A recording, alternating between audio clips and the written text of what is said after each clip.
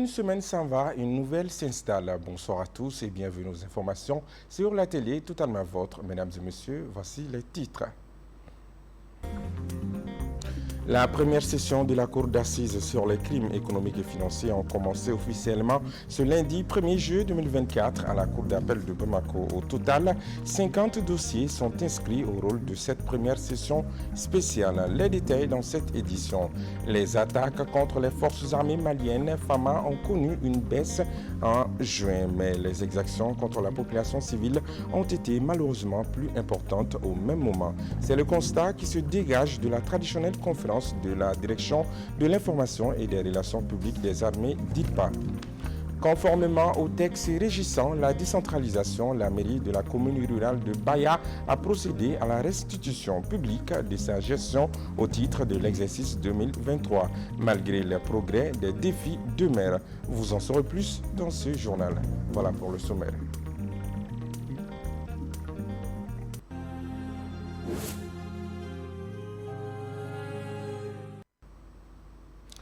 Bienvenue à tous aux informations. Les travaux de la première session spéciale de la Cour d'assises sur les crimes économiques et financiers ont commencé officiellement ce lundi 1er juillet 2024 à la Cour d'appel de Bamako. Comme son nom l'indique, ils porteront uniquement sur les affaires de délinquance économique et financière.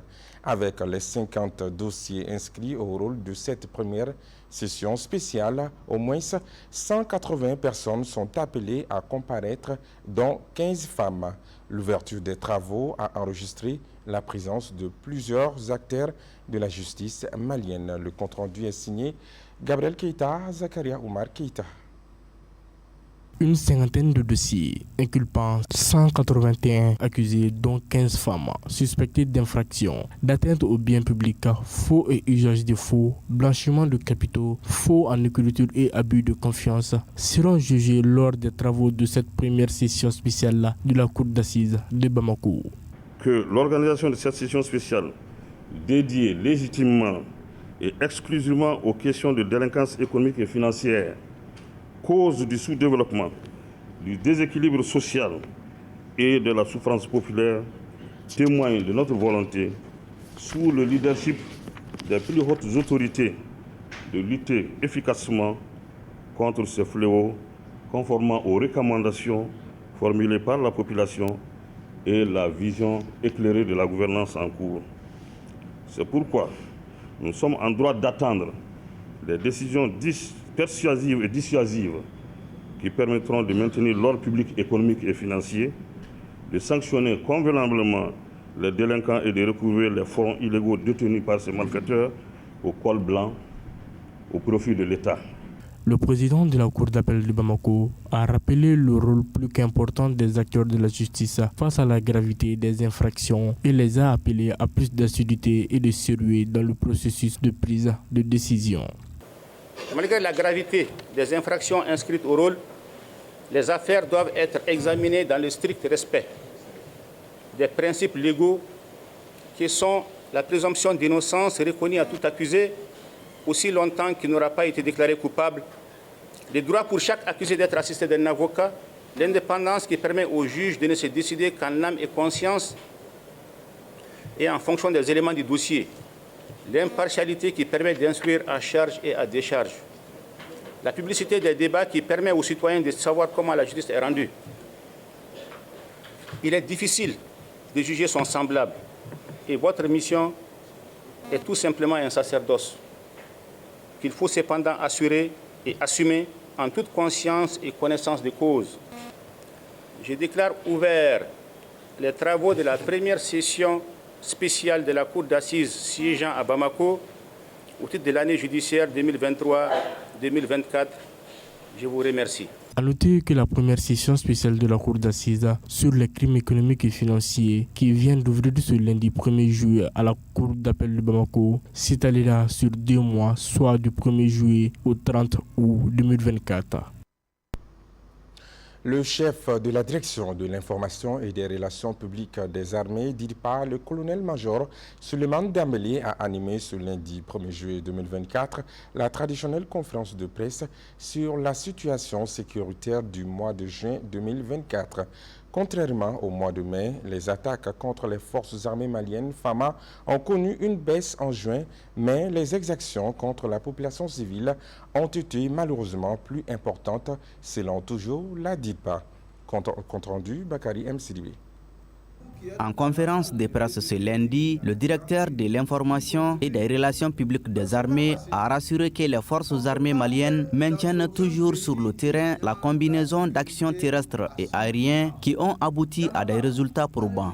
Appuyés par les moyens techniques conséquents, les FAMA ont intensifié les opérations de recherche, de neutralisation des groupes armés terroristes et de destruction de leurs sanctuaires sur l'ensemble du territoire national. Pour le mois de juin, la situation sécuritaire a été marquée par des exactions contre la population civile avec des paiements des zakats, des assassinats et des enlèvements des personnes et des bétails.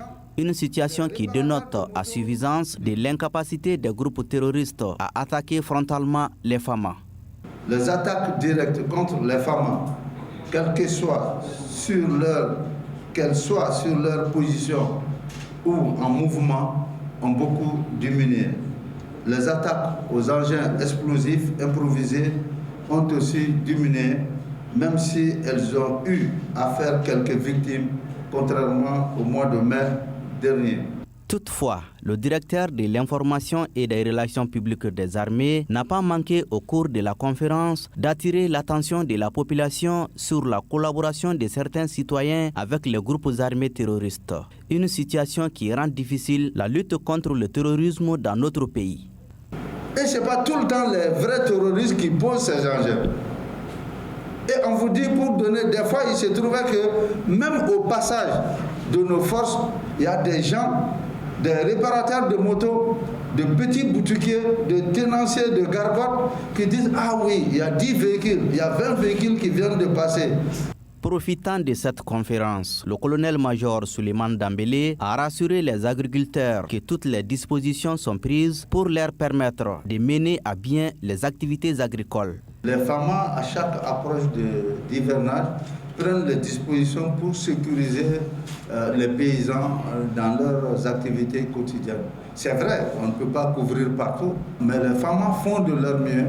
Et tant qu'il y a cette coordination entre les forces et la population, alors à tout moment, nous sommes arrivés à sécuriser ces paysans pour qu'ils puissent travailler librement. Selon toujours le directeur de l'information et des relations publiques des armées, les FAMA restent plus que jamais déterminés à lutter contre la nébuleuse terroriste et à assurer au peuple malien un territoire libre de tout groupe terroriste, donc un espace de paix et quiétude. Bakary M. Sidibé nous revient encore sur cet élément. L'Agence pour la promotion de l'emploi des jeunes, APEJ, a procédé ce samedi 29 juin au Palais de la Culture Amadou Hampâté-Bâ de Bamako au lancement des séances de sensibilisation et foires aux métiers sur les secteurs d'opportunités du développement rural et de la sécurité alimentaire à Bamako et périphérie. Elles s'inscrivent dans le cadre de l'extension des programmes mis en œuvre par Luxembourg Aide et Développement pour une meilleure orientation et insertion professionnelle des jeunes de Bamako, Kati, Baguinida et de Ouenzindougou. Suivons ensemble. La présente foire regroupera plusieurs centaines de participants, dont les primo-entrepreneurs de Sigasso et Ségou et 40 exposants. Elle servira de créneau d'échange et de réflexion pour les acteurs du développement local, les jeunes promoteurs et les agro-entrepreneurs sur la problématique de l'entrepreneuriat des jeunes et des femmes, ainsi que les freins liés au financement du secteur dans le secteur rural. Le programme prévoit d'accompagner 800 EAF, exploitation agricole familiale, donc plus de 1000 acteurs jeunes au niveau de tout ce qui est transformation agroalimentaire, tout ce qui est embouche, etc. Aussi, nous accompagnons ces jeunes, ces acteurs vers les financements, donc à travers d'autres partenaires comme le Fonds de garantie du secteur privé, comme les autres institutions de microfinance qui sont sélectionnées par le programme. Cet espace permet aussi aux exposants d'exposer leur savoir-faire dans le domaine de l'entrepreneuriat pour inciter d'autres jeunes à s'investir dans le domaine. Je suis en collaboration avec des villageois puisque ma production ne me suffit pas pour la commercialisation. Donc si je m'arrête seulement à ma production, donc finalement je serai en rupture. Donc il faut que moi je m'associe avec d'autres personnes donc, pour que je puisse mener l'activité tout au long de l'année. L'événement cible les jeunes et les femmes de Bamako et de sa périphérie dans le but de maximiser leurs activités économiques. Les cibles indirectes concernent les collectivités territoriales, les partenaires techniques et financiers et d'autres acteurs. Pour mon département, il s'agit de contribuer à l'amélioration de l'insertion socio-professionnelle des jeunes de Bamako et périphérie dans les filières agricoles appuyées par les programmes, informer sur les opportunités d'accompagnement et sur les opportunités d'emploi, notamment l'auto-emploi ou l'emploi salarié dans les filières agricoles et enfin valoriser les activités économiques des jeunes hommes et femmes primo-entrepreneurs appuyés lors des phases précédentes dans les régions. Rappelons que l'Agence pour la promotion de l'emploi concourt à la création d'emplois pour les jeunes en milieu urbain et rural, notamment en facilitant leur accès au marché du travail et au crédit. L'ouverture des activités de cette foire a pris fin par la visite des stands des producteurs et des transformateurs. Par ailleurs, la salle Samba Gueye de Sénégué a abrité le mardi 25 juin 2024 les travaux de restitution publique de la gestion de la commune rurale de Baya au titre de l'exercice 2023. C'était en présence des conseillers communaux, des chefs de village, des services techniques déconcentrés et des organisations de la société civile. La cérémonie était placée sous la présidence du sous-préfet de Sénégué, Bakariam Sidibé. Il s'agissait à travers cette rencontre annuelle entre les différentes composantes de la commune de Baya de faire un aperçu général sur la gestion de la collectivité et de déterminer les perspectives d'une nouvelle année. L'exercice a permis aux élus locaux de dresser le bilan de l'exercice 2023. En ce qui concerne les TDL, nous, malgré les 55% de cette année, on est satisfait. Souvent, on va jusqu'à 80%. La construction de la nouvelle mairie, on est en train de le faire en 2 phases. Donc, les deux, nous allons dans les 144 millions. Et puis encore le schéma d'urbanisation de la commune. La restitution publique de gestion de la commune est un devoir pour les collectivités prévu par les textes de la décentralisation. Une démarche qui renforce la participation des administrés, gage du développement local intégré. Pour le recouvrement de leurs taxes et impôts, ils n'ont qu'à s'acquitter de leurs droits de payer les taxes. Parce qu'une collectivité ne peut pas réaliser une telle activité, un tel résultat sans vraiment l'adhésion de la population. Parmi les défis restants à relever, la lutte contre le dragage sur le long des fleuves dans la commune. Une occasion pour les autorités locales de rassurer la population et de les inviter à une synergie d'action pour faire face aux défis. C'est un problème très récurrent. Donc maintenant, comme on a beaucoup décidé là-dessus, donc toujours on va approcher ces villages pour que vraiment qu'ils puissent faire des efforts.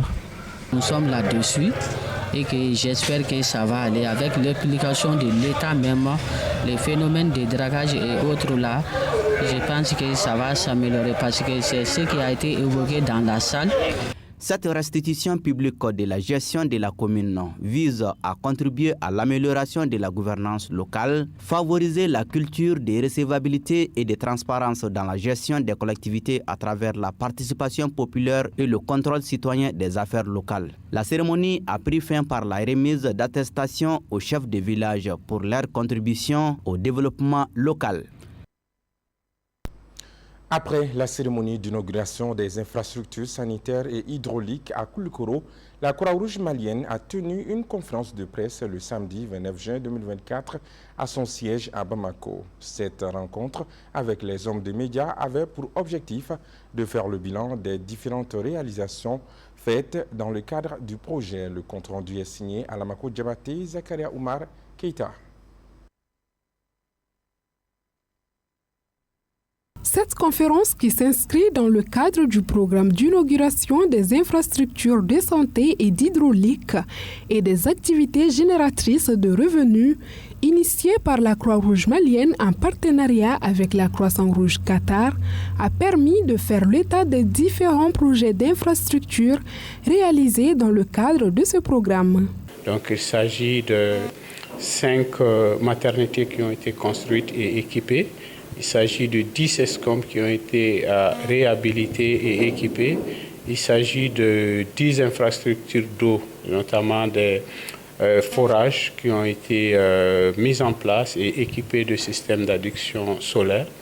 Il s'agit aussi d'une dizaine de SESCOM qui ont été équipés en matériel médical. Et il s'agit aussi de 15 villages dans lesquels plusieurs personnes, près de 70 personnes et associations ont bénéficié d'activités génératrices de revenus.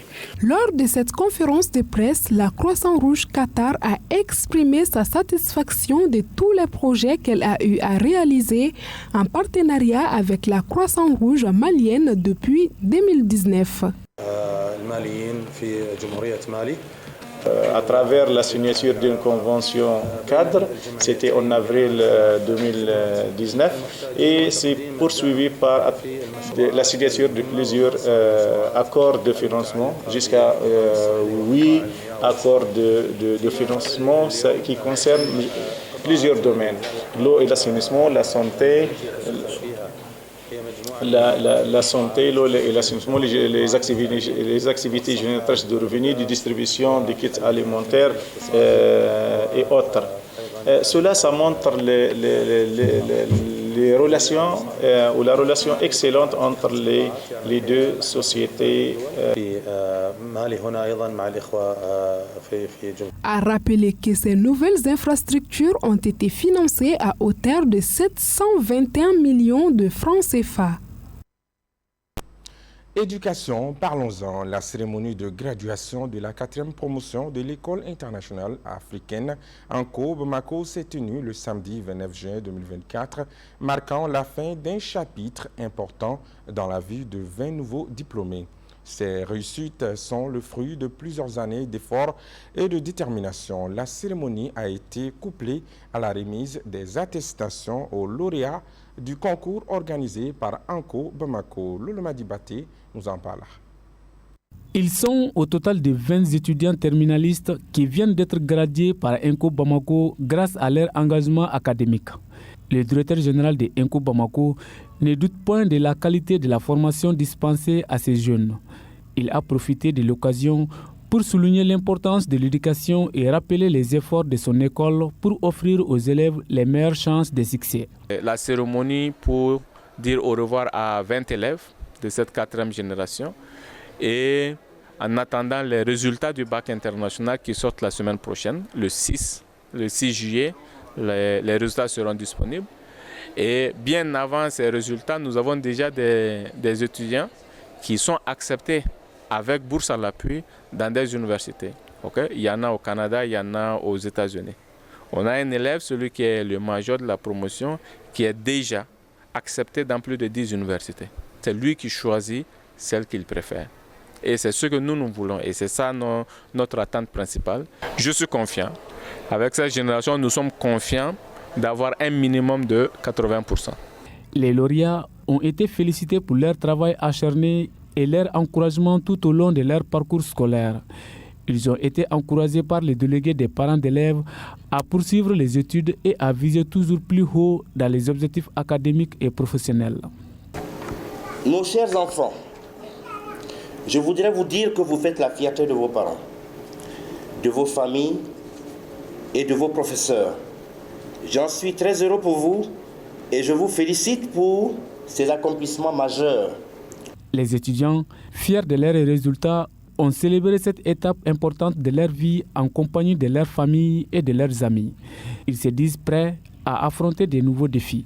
Nous avons appris à innover, à nous adapter et à utiliser les ressources de manière créative. Nous sommes prêts à affronter le monde avec confiance et compassion. Chaque pas que nous ferons sera le reflet de notre passage à ENCO. La cérémonie a pris fin par la remise des diplômes aux lauréats et des attestations aux gagnants du concours organisé par ENCO Bamako. Le groupe scolaire Petite Académie a organisé le même samedi la fête de fin d'année scolaire 2023-2024 à l'intention de ses élèves. Cette manifestation a permis à l'administration et au corps professoral du groupe scolaire Petite Académie de remercier les parents d'élèves pour les efforts consentis et d'encourager les élèves à faire toujours preuve d'assiduité et de rigueur. Situé à Sebenikoro Sema 2, le groupe scolaire Petite Académie a été homologué par l'État français comme une école française. Le compte-rendu est signé Amadou Diara Matala Ouattara. Dans le but de remercier les parents d'élèves pour les efforts consentis et d'encourager les élèves à travailler davantage, l'administration du groupe scolaire Petite Académie a organisé cette fête de fin d'année scolaire 2023-2024. Selon la promotrice, l'année a été couronnée de succès. Parce que le résultat de brevet, communément appelé chez nous le DEF, le résultat c'est déjà sorti. Et tous les élèves ont passé. Malheureusement, il y a une fille qui a échoué. Et puis l'année, vraiment, ça a été couronné par des succès. Et on a eu l'homologation aussi pour être comme c'est comme maintenant une école française. Et les parents, les conseils que je vous donne, surtout, n'oubliez pas les livres. Les enfants sont en vacances. Mais ils peuvent continuer à lire un peu, de ne pas abandonner les documents, sinon après la reprise, ça sera un peu dur pour eux. Les parents d'élèves ont exprimé leur satisfaction quant aux résultats obtenus par le groupe scolaire Petite Académie. L'école, c'est une très bonne école qui est homologuée. Même les enfants à la maison déjà, on sent leur niveau par rapport vraiment à la masse d'enfants qu'on reçoit tous les jours. On voit que le niveau quand même est acceptable, vraiment acceptable. Donc, j'encourage les parents à venir vraiment inscrire leurs enfants dans cet établissement de référence. Présent à la cérémonie, l'ancien président de la République du Mali par intérim, Dioncounda Traoré, a salué le groupe scolaire Petite Académie pour la qualité de sa formation. Il a également invité les parents d'élèves à investir dans l'éducation de leurs enfants. Nous ne sommes pas éternels. Si vous éduquez vos enfants, vous les armez pour la vie.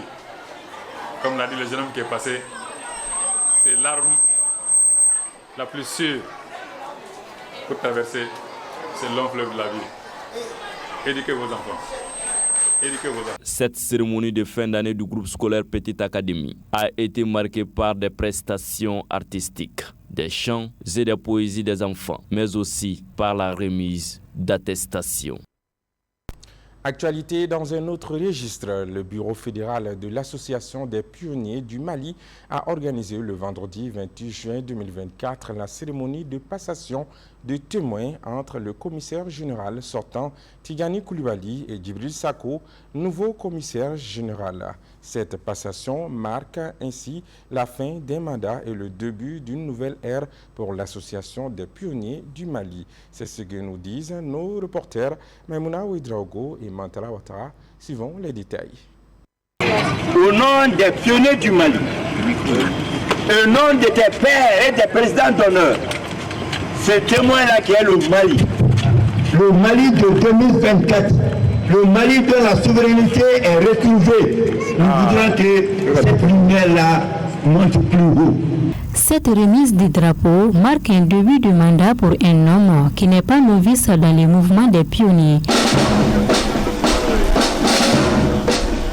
Il s'agit de Djibril Sako, commissaire général entrant au Ménéki, est désormais confié la destinée de l'APM. Conscient de l'immensité des défis à relever, il appelle tous les membres de l'association à l'union et le gouvernement à l'accompagnement. Les autorités, on a demandé que les autorités nous accompagnent à réaliser tout ce que nous sommes en train de faire. Nous avons la reconnaissance d'utilité publique il y a plus de 20 ans. Et nous n'arrivons pas jusqu'à présent à bénéficier totalement des avantages de la reconnaissance d'utilité. Donc nous demandons aux autorités de nous aider à bénéficier. Déjà on a eu un siège déjà ici au Palais des Pionniers, c'est une fierté, donc nous le saluons et on attend toujours un accompagnement des autorités. Après avoir félicité la réussite de l'événement, le représentant du ministre de la Jeunesse et des Sports a incité l'APM à tout mettre en œuvre pour le retour de l'éducation citoyenne dans les écoles et d'autres activités allant dans ce sens. Nos attentes, vous savez que l'APM, c'est une association reconnue d'utilité publique. Il travaille beaucoup avec le ministère de la Jeunesse. Au-delà de ça également, il y a la politique nationale de la construction citoyenne, dont le plan d'action accorde une bonne place aux activités de l'APM. Il s'agit entre autres du retour de l'éducation citoyenne à l'école, mais également de l'organisation de nombre d'activités de l'association, notamment les camps de vacances et autres. Donc nous allons travailler vraiment donc en partenariat avec l'APM. Il convient de souligner que Djibril Sako est journaliste de formation, initiateur du Salon des médias. Il était commissaire général adjoint depuis 2011 et désormais commissaire général de l'Association des pionniers du Mali pour un mandat de 4 ans. Nous lui souhaitons plein succès dans sa nouvelle fonction. Après le rapatriement de son corps à Bamako, Mohamedou Touré, ancien coordinateur de projet à la Fondation Hirondelle et ancien rédacteur en chef de Studio Tamani, décédé le lundi 17 juin 2024 à Bangui, en Centrafrique, a été conduit à sa dernière demeure hier dimanche à Kambila. En plus de sa famille, ils étaient très nombreux, ses anciens collaborateurs, ses amis, les autorités et des personnalités à lui rendre un dernier hommage. Il repose désormais au cimetière de Kambila où il était installé avec sa famille. Suivons ensemble quelques témoignages sur l'homme au micro de notre reporter Bakary Amsidoué. Studio Tamani et Radio Ndekeluka porteront à jamais le deuil de Mohamedou Touré. À Bamako comme à Bangui, en un court laps de temps, il était bien plus qu'un collègue, mais un leader, un meneur, un encadreur, un chef d'équipe, un ami, un confident. Et je le souligne, il faisait preuve d'engagement, de disponibilité et travaillait dans la gaieté et dans l'enthousiasme. Mohamedou était une belle personne, un professionnel du journalisme exemplaire, un ami. J'aurais sincèrement aimé être avec vous aujourd'hui à Bamako pour transmettre en personne ce qui est ressorti de tous ces témoignages. Une énergie positive et un désir fort d'honorer la mémoire de Mohamedou en continuant son œuvre et sa passion du journalisme avec le sourire comme lui le faisait. Mohamedou était une étoile du journalisme, de la jeunesse africaine et une étoile de la Fondation Hirondelle. Il était brillant et lumineux. Vivacité d'esprit, écoute, curiosité, capacité d'analyse et d'adaptation. Allahu Akbar. Allahu Akbar. Il avait l'art de trouver les mots justes dans l'humour pour banaliser les situations les plus difficiles à supporter. Ensuite, Mohamedou n'a jamais été un colporteur. Mohamedou était un garçon qui avait une éducation exceptionnelle et toujours prêt à servir. Nous retiendrons de lui l'un des meilleurs journalistes des temps modernes qui a su faire une utilisation judicieuse des médias sociaux en les réconciliant avec les médias classiques. Vraiment, c'était une grande personnalité, une personne qui respecte trop les gens. Vraiment, il respecte trop les gens. Il était très sympathique, très simple, respectait tous les droits du voisinage, vraiment. Nous prions Allah subhanahu wa ta'ala à ce qu'on n'oublie pas ses enfants et ses femmes. Donc vraiment on doit veiller sur eux.